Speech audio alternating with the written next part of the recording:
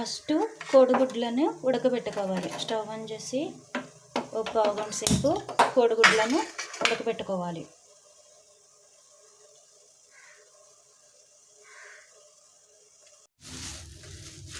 గుడ్లు ఉడికిన తర్వాత ఈ విధంగా ఒలిసేసి పెట్టుకున్న తర్వాత గుడ్డి లోన ఉన్న వైటును ఎల్లో కలర్స్ అన్నీ సపరేట్ చేయాలి.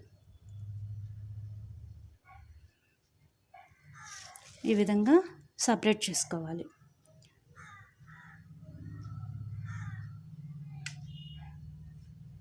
ఈ విధంగా అన్ని కోడిగుడ్లను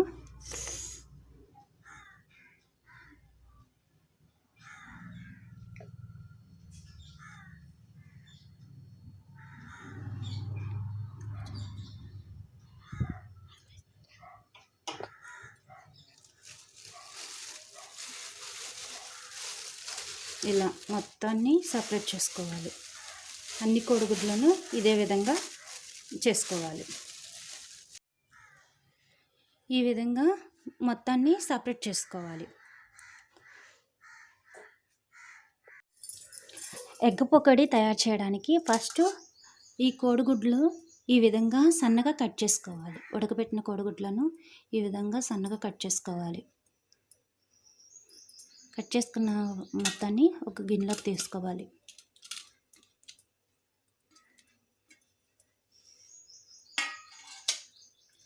తర్వాత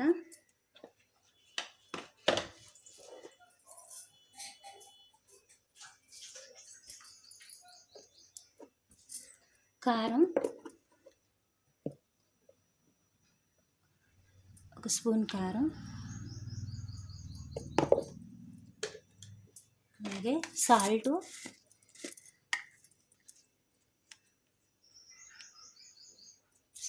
సరిపడిన సాల్ట్, అలాగే అల్లం వెల్లుల్లి పేస్ట్,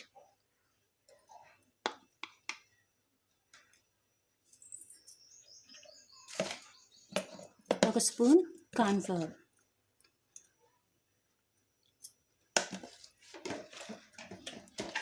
కొంచెం మసాలా పౌడర్,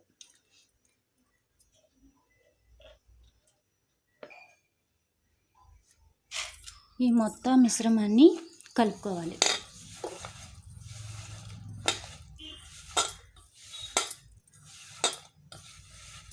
ఈ విధంగా కలుపుకొని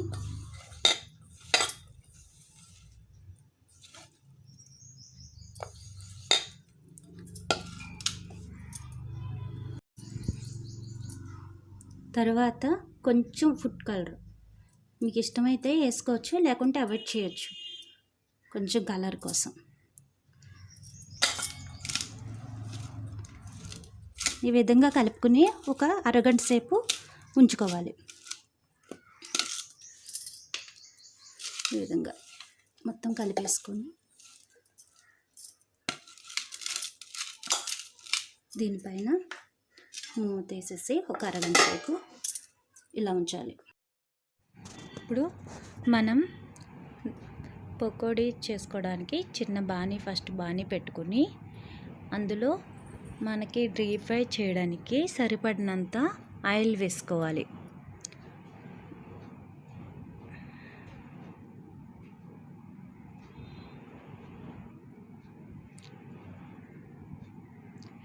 ఇప్పుడు మనం కొంచెం పెద్ద మంటలో ఉంచుకోవాలి, ఎందుకంటే ఆయిల్ ఫాస్ట్గా వేడెక్కాలి కాబట్టి.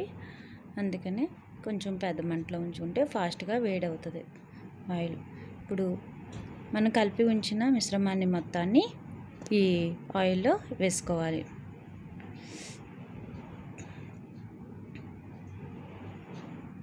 హాయ్ ఫ్రెండ్స్, ఇప్పుడే మా ఛానల్లో ఫస్ట్ టైం చూస్తున్నారైతే కిందనే ఉన్న సబ్స్క్రైబర్ బటన్ని సబ్స్క్రైబర్ చేయండి.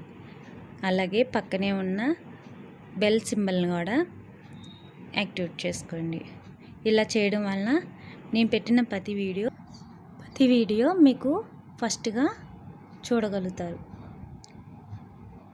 ఈ రెసిపీ చాలా సింపుల్గా ఫాస్ట్గా అవుతుంది. మీకు కూడా నచ్చినట్లయితే మీరు కూడా ఒకసారి ట్రై చేసి చూడండి, చాలా బాగుంటుంది.